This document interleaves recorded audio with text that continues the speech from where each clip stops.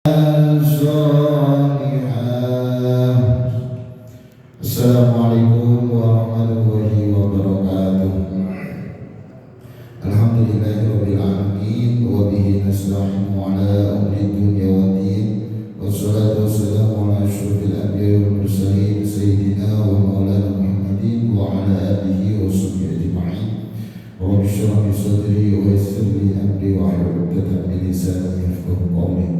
Qalu subhanaka la 'ilma lana illa ma 'allamtana innaka antal 'alimul hakim. Pertama, kita mari bersama-sama bersyukur kepada Allah Subhanahu wa taala yang terus diberikan kepada kita semua, sehingga kita semua salah satunya sebagai bentuk pengabdian kita kepada Allah untuk bersama-sama melaksanakan sholat subuh berjamaah. Mudah-mudahan semua amal ibadah yang kita lakukan senantiasa diterima oleh Allah Subhanahu wa taala. Salawat serta salam mudah-mudahan tetap tercurahkan kepada junjungan kita Nabi besar Muhammad sallallahu alaihi wasallam, yang merupakan suri tauladan setiap aktivitas kita, aspek kehidupan kita. Mudah-mudahan kita semua senantiasa mendapatkan syafaatul uzma dari Nabi Muhammad sallallahu alaihi wasallam. Bismillahirrahmanirrahim. Ila hadratin Nabi Mustafa Muhammad sallallahu alaihi wasallam, mu'allif hadzal kitab Syekh Muhammad Syaikhudin Al-Asqalani. Syaikhudin lahul Fatihah. A'udzu billahi minasyaitonir rajim. Alhamdulillahirabbil alamin arrahmanir rahim maliki yaumiddin. Iyyaka na'budu wa iyyaka nasta'in. Alhamdulillah, kita sampai di halaman 10 di baris yang keempat dari atas, makalah yang ketujuh dari bab As-Sulati. Bismillahirrahmanirrahim. Qala al-mu'allif rahimakumullah wa nafa'ana bihi wa bi'ulumihi fid dharain. Wal maqalatu as-sabi'atu, dan nasihat yang ketujuh, an Dawud an-Nabi alaihi salam, dari Nabi Dawud alaihi salam. Qala, beliau berkata, uhiya fi Zabur, telah diwahyukan di dalam kitab Zabur, wa huwa kitabun unzila alaihi, dan kitab Zabur tersebut merupakan kitab yang diturunkan kepada beliau. Apa bunyi di dalam kitab Zabur tersebut? Hakun 'alal 'aqil, hak atas orang yang berakal. Ay wajibun alaihi, yakni kewajiban bagi orang yang berakal. Apa kewajiban bagi orang yang berakal? Allah yashtaghila illa bi thalathi minal hisab. Dia tidak menyibukkan diri kecuali dalam 3 hal. Jadi kita sebagai orang yang berakal ada kewajiban untuk kemudian tidak menyibukkan diri kecuali 3 hal. Yang pertama, tazawwudin lima'adin, menyiapkan bekal untuk kembali kepada Allah Subhanahu wa taala. Aidi akhiratihi bi ada'il a'mali sholihati, yakni untuk akhiratnya dengan melaksanakan amal-amal yang baik. Itu yang pertama. Yang kedua dan ketiga nanti bisa dilanjutkan untuk pekan berikutnya. Insya Allah kita akan bicara tentang satu perkara yang kemudian menjadi kewajiban kita sebagai seorang yang berakal, dan ini nomor 1. Tadi disampaikan, ketika kita kemudian Allah takdirkan sebagai orang yang berakal, maka sudah pasti di situ ada kewajiban bagi kita, yaitu tidak menyibukkan diri kecuali 3 perkara. Yang pertama, menyiapkan bekal untuk kembali kepada Allah, yakni untuk akhiratnya dengan melakukan amal-amalan yang soleh, yang baik. Nah, Bapak Ibu, anak rahmati Allah Subhanahu wa taala, kita itu diperjalankan oleh Allah, ya, diciptakan oleh Allah, terus kemudian diperjalankan di atas perjalanan yang begitu panjang. Kita sudah lewati perjalanan di alam ruh, ketika di situ sudah ada ikatan janji dengan Allah.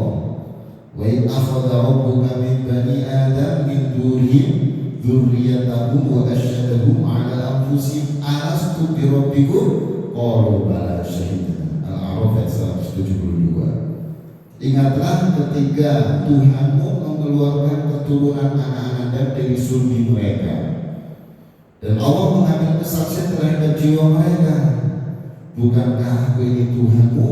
Mereka menjawab, betul, Engkau Tuhan kami, kami menjadi saksi. Di alam roh itulah kita telah janji setia kepada Allah untuk senantiasa beribadah kepadanya. Kita telah berjanji setia kepada Allah untuk bertakwa kepadanya. Qalu bala, betul Engkau Tuhan kami, syahidah, kami menjadi saksi. Ketika ada penyaksian bahwa Allah adalah Tuhan kita, maka sudah sewajarnya, sepatutnya konsekuensi kita terus mengabdi kepada Allah, beribadah kepada Allah, bertakwa kepada Allah. Itu dia sudah kita lewati. Kemudian berikutnya ada alam rahim, itu juga sudah kita lewati. Di alam rahim ini di mana kita, Allah Subhanahu wa taala berjalan kita di sana di dalam perut ibu kita. Dalam sebuah hadis, inna ahadakum yujma'u khalquhu fi batni ummihi arba'ina yawman nutfah. Sesungguhnya di antara kalian itu dikumpulkan penciptaannya di dalam perut ibunya 40 hari berupa air mani. Tsumma yakunu 'alaqatan mithla dzalik. Kemudian 40 hari berikutnya berupa segumpal darah. Tsumma yakunu mudghatan mithla dzalik. 40 hari berikutnya berupa segumpal daging. Tsumma yursalu ilaihi malaku fayanfukhu fihi ruhan wa yu'maru bi arba'i kalimat. Bikatbi rizqihi wa ajalihi wa amalihi wa syaqiyyin aw sa'idun. Dan kemudian setelah kita melewati 3 tahapan, 40 hari pertama, 40 hari kedua, 40 hari ketiga, kemudian diperintahlah malaikat untuk mengirimkan roh kepada kita. Dan di situ malaikat mencatatkan 4 hal. Rizki kita, ajal kita, amal kita. Kita itu termasuk orang yang celaka atau yang baik, orang yang syakir atau sa'id atau bahagia. Sudah ada catatan semua di sana. Itu alam rahim sudah kita lewati. Terus yang kemudian ada alam dunia. Nah inilah tempat kita yang sekarang kita tinggali. Di alam dunia ini, di sini tempatnya kita mengenal hakikat kehidupan, hakikat sebagai seorang hamba yang Allah ciptakan. Dan ini betul-betul sudah menjadikan suatu kewajiban kita untuk senantiasa menyiapkan bekal sebanyak-banyak mungkin untuk bekal ketika kita melewati perjalanan panjang yang namanya alam-alam berikutnya. Ada alam barzakh, ada alam akhirat, dan itu perjalanan sangat panjang sekali. Nah, sekarang yang kita rasakan di alam dunia ini, di dunia inilah kita kemudian Allah izinkan untuk menyaksikan keagungan-keagungan Allah. Tanpa kita hidup di dunia ini, kita tidak tahu bagaimana Allah menciptakan begitu luar biasa kekuasaan dalam penciptaan langit dan bumi dan segala macam isinya. Bagaimana hebatnya Allah menciptakan lautan yang begitu dalam, dilengkapi dengan berbagai macam makhluk yang ada di dalamnya. Dan pandangan kita itu senantiasa melihat bagaimana besarnya kuasa Allah di dunia ini, tempat kita untuk menyaksikan keajaiban kuasa Allah. Dan itu luar biasa menambah keimanan kita. Dan di dunia ini perlu kita ingat hanya sementara. Dan kalau kita bicara tentang waktu kita di dunia itu hanya sangat-sangat sebentar sekali. Kalau di dalam Al-Quran, inna yawman inda rabbikum ka'alfi sanatin mimma ta'udun. Jadi perbandingan antara kita hidup di akhirat dan dunia ini itu luar biasa. Ya, jadi pandangan atau perbandingan waktunya itu sampai kemudian 1 hari di akhirat itu seperti 1000 tahun kita ada di dunia ini. Kalau kita hitung-hitung 1000 tahun di dunia aja seperti 1 hari di akhirat. Bagaimana umumnya kita dikasih usia antara 60 sampai 70, kira-kira berapa jam kehidupan di akhirat? Kurang lebih 1,5 jam kehidupan akhirat. Luar biasa, hanya sebentar ya kalau kita bandingkan dengan kehidupan akhirat yang sifatnya selama-lamanya. Hanya 1,5 jam saja kita hidup di dunia ini. Dan ternyata kehidupan di dunia ini yang hanya sementara, yang hanya singkat. Ya kalau bahasa Rasul itu seperti orang yang naik kendaraan bepergian, kemudian ambil sejenak untuk berteduh dan kemudian meninggalkan tempat itu lagi. Dan tempat kita berteduh yang kemudian kita tinggalkan itulah dunia, untuk menuju tempat yang abadi. Dunia ini tempatnya. Rasulullah juga sampai membandingkan perbandingan antara dunia dan akhirat itu seperti orang yang mencelupkan jari tangannya ke dalam laut, kemudian diangkat dan dia lihat apa yang dia peroleh. Luar biasa, sangat kecil sekali dan dibandingkan dengan kehidupan akhirat. Apa yang kita peroleh ketika tangan kita celupkan ke laut yang begitu luas, kita angkat, itulah dunia. Dan dunia ini luar biasa, menjadi penentu kita di akhirat bahagia atau tidak. Dan itu yang paling penting. Ternyata dunia yang sangat singkat ini menjadi penentu kita nanti di alam akhirat yang begitu panjang, apakah kita di sana bahagia atau tidaknya. Itu di alam dunia inilah yang betul-betul harus kita perhatikan. Makanya dalam kitab ini tidak boleh kita ada kesibukan yang menyibukkan diri kecuali 3 perkara.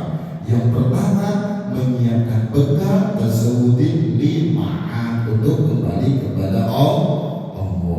Kembali kepada Allah itu bagaimana? Di akhirat ini, ya untuk akhirat kita. Artinya ketika kita masuk di alam akhirat, pintu gerbangnya kan namanya kematian. Nanti ada alam barzakh. Alam barzakh penantian, datanya hari kiamat. Begitu masuk dalam akhirat, luar biasa, ada yaumul ba'ats, ada hari pembangkitan, yaumul mahsyar, hari pengumpulan, yaumul mizan, ya, hari penimbangan amal, kemudian yaumul hisab, dihitung, ya. Setelah itu nanti ada jembatan Shiratal Mustaqim yang harus kita lewati, dan nanti ujungnya surga atau neraka yang sifatnya selama-lamanya. Itu perjalanan sangat panjang dan penuh dengan lika-liku yang luar biasa. Dan itu kalau tidak betul-betul disiapkan bekal, wah itu pasti akan ada penyesalan yang amat besar. Wa tazabbadu fa inna khairaz zadi taqwa. Itu pesan Allah dalam Al-Qur'an. Carilah perbekalan. Maka sebaik-baik bekal adalah bertakwa. Jadi kita kalau ingin untuk mencari bekal untuk kehidupan akhirat kita, maka ketakwaan kita harus kita tingkatkan. Nah, kalau kita bicara tentang akhirat, untuk betul-betul ya, menambah keimanan kita, dalam Al-Quran itu banyak sekali ayat-ayat Al-Quran yang menggunakan nama lain daripada alam akhirat. Ada yaumul qiyamah, wa yaumul qiyamati hum minal maqbuhin. Dalam Al-Quran itu ada di hari kiamat tadi itu orang-orang yang kafir akan dijauhkan dari rahmat Allah. Ada di situ juga as-sa'ah, waktu, inna wa'tawiha wa anna as-sa'ata la raiba fiha. Dalam surat Al-Kahfi gitu ya, disampaikan begitu. Dan sesungguhnya janji Allah itu benar. Dan hari kiamat as-sa'ah tidak ada keraguan di dalamnya, pasti akan terjadi. Ada yaumul khulud, hari yang abadi. Udkhuluha bisalam, dzalika yaumul khulud, surat Qaf. Masuklah ke surga dengan aman. Nah, ini yang kita harapkan ketika dipanggil, ayo masuk ke surga, ayo dengan aman. Harapan kita seperti itu. Dzalika yaumul khulud, itulah hari yang abadi. Ada Al-Qari'ah, ini yang sering kita baca. Al-Qari'ah, Mal-Qari'ah. bencana yang menggetarkan. Wa ma adraka mal qariyah yauma yakunu an-nasu kal farashil mabthuth wa takunu al-jibalu kal 'ihnil manfus. Al-qariyah hari kiamat. Tahukah apa itu hari kiamat? Wa ma adraka mal qariyah yauma yakunu an-nasu kal farashil mabthuth. Pada hari itu manusia itu seperti laron yang berterbangan. Jadi kondisi manusia itu berantakan, seberantakan-berantakannya. Wa taqulul jibalu ka'ihil manfus, ya kan manusia gunung-gunung aja seperti kapas dan sejenisnya dihambur-hamburkan. Gunung. Itulah hari kiamat. Al-Qur'an. Ada al-waqiah, idza waqa'atil waqiah. Dan banyak sekali dalam Al-Quran ada yaumil aqim, hari penyiksaan, ada yaumul hisab, hari perhitungan, ada yaumut taghabun, hari pengungkapan kesalahan-kesalahan. Yauma yajma'ukum liyaumil jami', dzalika yaumut taghabun. Pada hari di mana kita dikumpulkan di hari pengumpulan, yauma yajma'ukum liyaumil jami', disebut juga yaumul jami', hari pengumpulan. Dari yaumut taghabun dalam surat Taghabun. Itulah hari pengungkapan kesalahan-kesalahan yang sudah kita lakukan di dunia. Dan itu banyak sekali, ya banyak. Dan tentunya kalau kita buka terus untuk menambah keimanan kita bahwa hari itu pasti akan terjadi. Al-Ghasyiyah, al-ataka hadithul Ghasyiyah. Apakah telah datang kabar kepadamu Al-Ghasyiyah tentang pembalasan? Dan itu menjadi menambah keimanan kita. Pada intinya akhirat itu pasti akan terjadi. Kalau sudah pasti akan terjadi, maka pesan dari yang disampaikan dalam kitab ini, maka tidak boleh ada kesibukan kecuali tiga. Dan yang pertama adalah menyiapkan diri untuk kembali kepada Allah Subhanahu wa Ta'ala. Lah kalau kita bicara tentang kemudian akhirat kita, di mana akhirat itu dan tentunya khairu wa aqwa, wal akhiratu khairu wa aqwa. Akhirat adalah lebih baik dan lebih kekal. Makanya ketika nanti di akhirat kita akan ditanya oleh Allah, kata Rasulullah itu tidak bergeser, ya, dua kaki seorang hamba nanti di hari kiamat sampai ditanya 4 perkara. Yang pertama usianya ini dimanfaatkan untuk apa?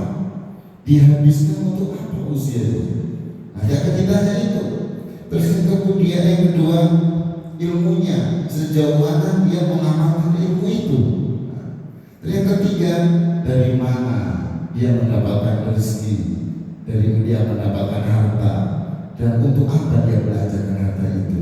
Yang keempat, tubuhnya dipergunakan untuk apa dalam kehidupan sehari-hari kita. Yang pertama, usia kita akan ditanya oleh Allah. Dikasih usia sekian puluh tahun, sekian tahun, ditanya untuk apa usia yang Allah berikan kepada kita selama hidup di dunia. Jadi kita hidup di dunia itu sebenarnya bukan hanya sebatas kita menjalani kehidupan dan bebas dan seterusnya, tidak. Ada konsekuensinya di situ karena nanti akan ditanya, gitu. Akan ditanya kita. Makanya ini sebuah bocoran dari Nabi itu, kalau kita ingin menjadi sebaik-baik manusia, khairun nasi man tala umruhu wa hasuna amaluhu. Sebaik-baik manusia yang panjang umurnya dan bagus amalnya. Wa syarrun nasi man tala umruhu wa sa'amaluhu. Dan seburuk-buruk manusia yang panjang umurnya dan buruk amalnya. Levelnya kita bisa menjadi sebaik manusia asalkan usia yang Allah berikan kepada kita yang terus bertambah di dalamnya kita sibukkan dengan kebaikan. Itu menjadi derajat yang tinggi sebagai sebaik-baik manusia. Bahkan sebaliknya menjadi manusia paling buruk, seburuk-buruk manusia.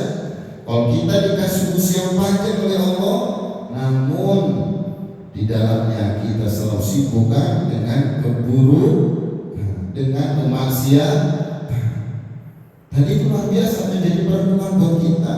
Sebisa mungkin kita hidup di dunia ini untuk terus menebar kebaikan, untuk terus melakukan aktivitas pergerakan tubuh yang di situ masuk kategori sebagai amal soleh, sebagai bekal kita nanti di alam akhirat. Tidak cukup di situ ya, ternyata ketika nanti kita diinterogasi oleh Allah, usia kita, terus kemudian bagaimana kita mengamalkan ilmu. Wah, ini yang berat ya. Ini semua juga berat, tapi ini juga bagian daripada bagi kita yang tentu Allah izinkan untuk memiliki ilmu apapun itu. Apakah kita betul-betul sudah mengamalkan dari amal yang sudah kita pelajari, yang Allah izinkan kita bisa miliki ilmu itu? Nah, ini berarti akan ditanya oleh Allah. Harta dari mana kita mendapatkannya? Apakah dari hal yang tidak sesuai dengan aturan Allah dan Rasulnya? Itu semua akan ditanya. Terus kemudian tasarrufnya, penggunaannya atau pembelajarannya, itu juga akan ditanya. Ketika kita mendapatkan harta ini dengan jalan yang baik, sudah kemudian mendapatkannya atas izin Allah Subhanahu wa Ta'ala, tidak cukup di situ, akan ditanya kalau sudah dapat untuk apa itu uang, untuk apa itu harta, apakah untuk kemaksiatan, apakah untuk kemudian mendukung jalannya keburukan, jalannya adanya ketidaknyamanan dalam kehidupan diri atau orang-orang sekitar kita atau orang-orang yang ada di masyarakat. Nah, itu semua akan ditanya. Tapi luar biasa ketika kita Allah izinkan untuk kemudian mendapatkan harta, ternyata penggunaan sesuai dengan apa yang Allah perintahkan dan Rasulnya, maka itu justru akan menjadikan kita selamat di dunia dan akhirat. Organ tubuh juga akan ditanya, untuk apa dikasih sehat, untuk apa kemudian dikasih waktu, dikasih ruang. Organ tubuh ini untuk bisa bergerak seperti ini itu apa gitu? Mulut bisa ngomong, bisa bersuara, untuk apa? Mata bisa kemudian melihat, untuk apa? Telinga juga ketika Allah kasih bisa mendengar, bisa mencerna, mempelajari, untuk apa kemudian? Kaki ya, Bapak Ibu, anak-anakku semuanya bisa berjalan, tidak hanya sebatas di situ akan ditanya, untuk apa semua bisa bergerak itu? Padahal sudah jelas yang menggerakkan organ tubuh kita adalah Allah. Nah, karena Allah semua yang menggerakkan, yang memiliki, akan ditanya untuk apa semua itu. Ketika semua akan ditanya, maka betul yang innas sama wal basar wal fuada kullu ulaika kana anhu mas'ula. Semua akan ditanya, maka harus kita siapkan jawabannya. Ketika kita ditanya untuk apa usiamu sampai sekian puluh tahun, ya Allah, untuk mengabdi kepada mana buktinya? Ini ya Allah. Kalau betul-betul kita isi dengan aktivitas pengabdian kepada Allah. Untuk apa tubuhmu? Untuk bergerak ya Allah, untuk mencari doamu. Ya, kita bergerak dengan pergerakan apapun itu, di dalam rumah kan, di luar rumah, di tempat kerja, dimanapun, pada intinya untuk mencari doa Allah. Tidak hanya sebatas orientasi dunia. Dunia atau tempat kita hidup di dunia kok malah kita tujuannya untuk mencari dunia. Kalau ulama tasawuf menggambarkan seperti ikan mencari air, padahal hidupnya ikan di dalam air. Dia selalu menikmati air-air yang ada sekelilingnya. Justru dia malah mencari air. Ya itulah lucu. Malah lucu. Ketika kita hidup di dunia, kok malah kita orientasinya sibuk untuk mencari dunia, padahal kita hidup di dunia. Itulah ulama tasawuf menggambarkan begitu hebatnya, biar kita tidak sampai salah langkah, salah niat gitu. Kenapa? Innamal a'malu binniyat. Ya tergantung semuanya. Kita bekerja, kita beraktivitas segala macam. Niat kita itu apa gitu? Ya. Dan itu betul-betul bagaimana kita menjernihkan niat, meluruskan niat, ya, bahwa bahwa kita bekerja itu sebagai bagian daripada ibadah kepada Allah. Berbicara tentang orang yang berakal, karena kita pastinya sebagai makhluk yang berakal sudah jelas ya, haknya kita sebagai orang yang berakal ada kewajiban ya. Kewajiban yang tadi disampaikan untuk mencari bekal nanti di alam akhirat. Maka sebagai bentuk kita orang yang berakal, sebagai bentuk kita orang yang cerdas, itu semakin sibuk kita untuk menyiapkan bekal untuk alam akhirat. Sudah jelas. Kalaupun kita sebagai orang yang cerdas secara akademis misalnya, tapi kemudian kita lemah terhadap bekal kita di akhirat, itu bukan cerdas secara hakikatnya ya.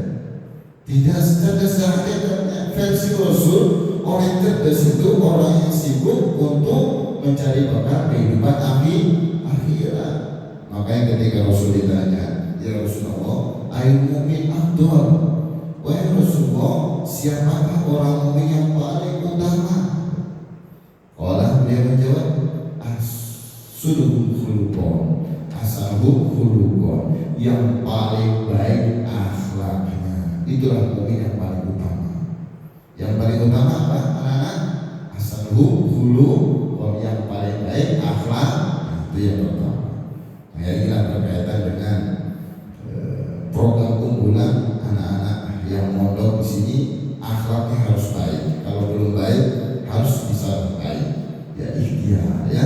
Jadi program unggul, bagaimana akhlaknya harus betul-betul diperhatikan. Mudah-mudahan ya dikasih kemudahan sama Allah. Terus fa'il mu'min akyas, dan siapa orang mukmin yang paling cerdas. Nah, ini berkaitan juga dengan orang berakal. Orang berakal itu ya orang yang cerdas. Orang berakal terus kemudian kalau Allah titipkan kecerdasan, levelnya akan naik. Ditanya oleh sahabat kepada Rasulullah, ayo mukmin akyas, siapa orang mukmin yang paling cerdas? Akfaruhum lil mauti dzikra. Jawab Rasul, orang yang paling banyak mengingat kematian. Itulah orang yang cerdas yang pertama. Orang yang paling banyak mengingat kematian. Kenapa kemudian menjadi satu bentuk bahwa mengingat kematian itu sebagai tanda orang cerdas? Ya karena dengan mengingat kematian dia akan berhati-hati dalam menjalankan aktivitas. Ketika mulai belok, ingat saya akan mati nanti. Ketika mati ada konsekuensinya. Ketika mau belok dari jalan yang lurus ya, karena ingat mati gitu. Ketika mau ini, pokoknya aktivitas sebelum karena ingat mati atau hati-hati ya.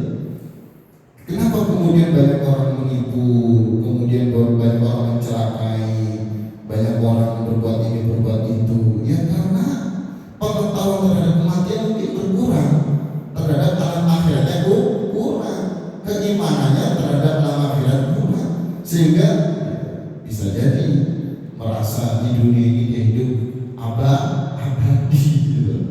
Ya walaupun saya nggak mengungkapkan saya hidup abadi di dunia, tidak, tapi menjadi bentuk bahwa dia itu yakin seakan-akan dia hidup abadi itu dari perlakuannya, suka mencelakakan orang, suka kemudian ini berbuat itu ya.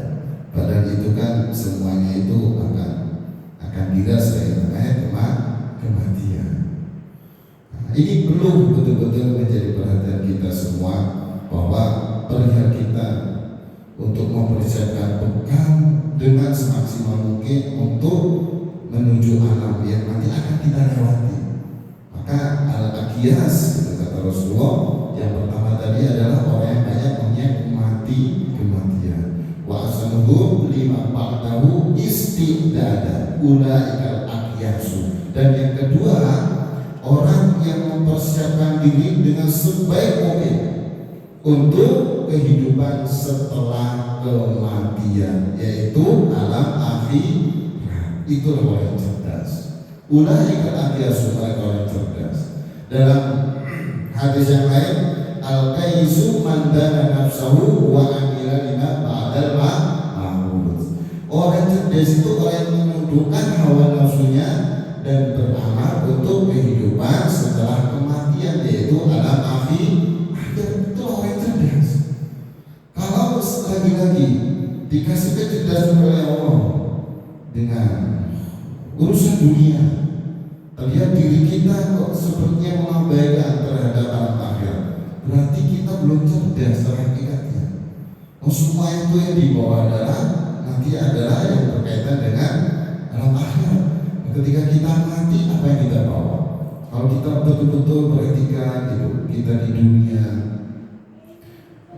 pagi, siang, sore, malam berjuang keras, ya. Sampai kemudian tidak mengenal waktu, tidak mengenal apapun itu, yang ada adalah kesibukan untuk mencari dunia ini misalnya. Sampai kemudian lelahnya, payahnya, ya. Pokoknya segala daya upaya dilakukan, pergerakan yang begitu hebat, sampai memeras keringat, batin tulang, segala macam, dirasa itu luar biasa. Tapi ternyata begitu mati gak dibawa. Pagi, siang, sore, malam dia berjuang mati-matian untuk mendapatkan dunia. Dunia sudah didapat misalnya. Sampai kemudian banyak menimpa dan segala macamnya. Pertanyaan ketika mati, apakah dibawa dunia itu? Setelah itu siapa yang menikmati? Mereka yang menikmati misalnya anak-anak kita. Apakah mereka amanah? Pertanyaan berikutnya akan ditanya juga. Maka ketika orang yang cerdas, yang pastinya akan mengatur itu semua, akan mengatur semua bagaimana pekerjaan yang sudah dilakukan, terus harta yang kemudian Allah titipkan dari hasil jerih payah secara syariatnya kita untuk berjuang mencari nafkah dan seterusnya. Ketika tidak kemudian mati, meninggal, itu bagaimana bisa bermanfaat buat kita. Itu yang paling penting. Makanya kata Rasulullah itu, ketika kita mati nanti ada 3 hal yang akan terus membersamai kita untuk masuk kemudian prosesi pemakaman, ya, yang akan kita rasakan yang tidak masalahnya. Keluarga kita akan ikut mengiringi kita, harta kita, mobil mewah kita akan ikut mengiringi kita, ya. Terus kemudian amal kita akan ikut juga, sudah otomatis. Tapi sayangnya mobil kita, harta kita balik pulang. Bahkan ada yang mau ikut ke rumah kita, mungkin uang kita di ATM, di lemari, dimanapun, dia gak akan ikut. Gak mau ikut, ya gak mungkin tiba-tiba terbang ikut gerak. Dia akan tersimpan di mana kita menyimpan. Rumah kita sama juga gak akan ikut, ya. Mobil mewah kita, keluarga kita akan pulang. Ya nyatanya seperti itu. Begitu pemakaman sudah selesai, mereka semua akan pulang. Mungkin sedih hanya beberapa saat, berjalan waktu sudah mulai terlupakan kita, terlupakan jasa-jasa kita. Banyak orang seperti itu. Lupakan bagaimana perjuangan kita dalam menjalin hidup dan seterusnya, sehingga kita dikasih seperti ini, dikasih itu dan seterusnya, sebagai anak sampai keluarga dan seterusnya. Itu semua udah mulai lupa. Ternyata kita dilupakan, yaitu banyak manusia. Dan ternyata yang paling setia menemani kita, gak mau pulang, gak mau kembali ke dunia ini, adalah amal kita. Luar biasa. Kalau dunia kita perjuangkan kemudian gak mau ikut kita, keluarga kita, orang-orang yang dekat dengan kita gak mau ikut kita, damai kita, terus kemudian yang setia menemani kita dalam amal kita, maka betul di dalam kitab ini disampaikan aidil akhirati bi adil a'mali sholihah, untuk akhiratnya dengan melaksanakan amal soleh. Itu poinnya ada di situ, agar bekal kita ketika nanti memasuki alam akhirat itu sudah memiliki bekal yang banyak. Jangankan kepada alam akhirat, kita mudik aja butuh bekal. Kalau mudik ke Jawa Timur misalnya, anak-anak ya pulang ke Jawa Timur, atau saya kalau pulang kampung, paling tidak ya kita pasti butuh namanya ongkos, ya, untuk pesan bisnya atau keretanya atau kendaraan yang lain, pasti terus seperti ada. Belum lagi oleh-olehnya, Belum lagi untuk mikir kalau kita bawa mobil misalnya ada bensinnya, ada tolnya, ya, oleh-oleh, terus nanti makan di jalan, dan semua itu butuh bekal.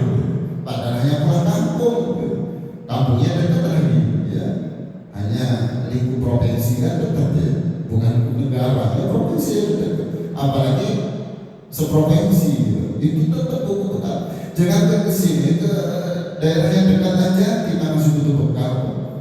Misalnya ke Mutiara Gadi gitu, mau ke sana ya sudah kita butuh bensin juga, masih tetap butuh bekal. Ya, itu kampung dunia. Bagaimana kampung akhirat yang sifatnya itu selama-lamanya. Dan dari situ betul kalau kita nggak memikirkan kehidupan akhirat kita, maka kita bukan termasuk orang cerdas, bukan termasuk orang cerdas. Maka kalau kita bisa masuk ke kategori orang cerdas, bagaimana kita betul-betul memanfaatkan segala kesempatan, potensi yang Allah berikan kepada kita, baik itu potensi kita beramal, potensi kita bekerja, beraktivitas, apapun itu betul-betul menjadi aktivitas pergerakan yang bernilai ibadah, sehingga menjadi amal soleh yang kemudian menjadi bekal kita nanti di alam akhirat. Itu ketika sudah dikatakan orang cerdas, orang yang betul-betul selalu mengingat akan kematian, dan orang cerdas yang senantiasa persiapan yang begitu banyak, yang paling baik persiapannya untuk menghadapi alam akhirat atau kehidupan setelah mati itu adalah orang cerdas. Dari poinnya yang betul-betul harus kita perhatikan, kita dikasih hidup oleh Allah dan untuk beri kesempatan oleh Allah untuk mencari bekal sebanyak-banyak mungkin untuk menghadapi alam-alam berikutnya. Karena alam berikutnya jauh lebih panjang dibanding dengan alam dunia. Nah, itu yang tadi sudah disampaikan, betul-betul menjadi perhatian kita bahwa di dunia ini kita sudah tidak enak-enak. Tempat kita berjuang, tempat kita mengabdi kepada Allah. Maka begitulah apa arti kesehatan, apa arti kedudukan, apa artinya harta, apa artinya segalanya kalau semua itu tidak kita manfaatkan untuk mengabdi kepada Allah Subhanahu wa Ta'ala. Justru akan menjadi suatu hal yang memberatkan kita di alam-alam yang akan datang ketika kita dikasih kedudukan, pangkat, derajat oleh Allah, tapi kita malah salah menggunakannya. Ketika kita dikasih kesehatan oleh Allah, tapi tidak dimanfaatkan oleh kita, justru itu malah menjadikan suatu hal yang berat kita di hadapan Allah. Kasih harta, kalau kita tidak tasarrufkan, manfaatkan, belanjakan kepada hal-hal yang sesuai dengan tuntutan Allah dan Rasulnya, itu justru lebih berat kita di hadapan Allah Subhanahu wa Ta'ala. Usia kita pun juga seperti itu. Apa arti usia sampai kemudian berkepanjangan? Tapi namun kalau usia kita yang panjang dikasih oleh Allah, tidak kita sibukkan dengan kebaikan, apalah arti semua itu. Kenapa? Karena semua itu ada konsekuensi, ya, ada pertanggungjawabannya. Dengan begitu maka perlu kita minta pertolongan kepada Allah Subhanahu wa Ta'ala agar segala aktivitas yang kita lakukan, ya aktivitas apapun itu, sekecil apapun itu, mudah-mudahan menjadi aktivitas yang bernilai ibadah. Dengan begitu harapan kita bersama, kita hidup di dunia ini betul-betul mendapatkan bekal yang banyak, bekal yang banyak. Untuk apa? Untuk persiapan kita menghadapi kematian. Dengan begitu mudah-mudahan kita dikasih paham oleh Allah dan senantiasa kita untuk terus bisa istiqomah dalam beribadah kepada Allah Subhanahu wa Ta'ala. Mungkin itu untuk kajian pada pagi hari ini yang perlu diingat bahwa sekali lagi tidak ada kesibukan bagi kita yang berakal, ya, kecuali 3 hal. Yang pertama, menyiapkan bekal sebaik mungkin untuk kehidupan di alam akhirat. Mudah-mudahan Allah ridho kepada kita semua. Mungkin itu kurang lebih, maaf. Kita tutup dengan hamdalah dan doa kafaratul majlis. Alhamdulillahirabbil alamin.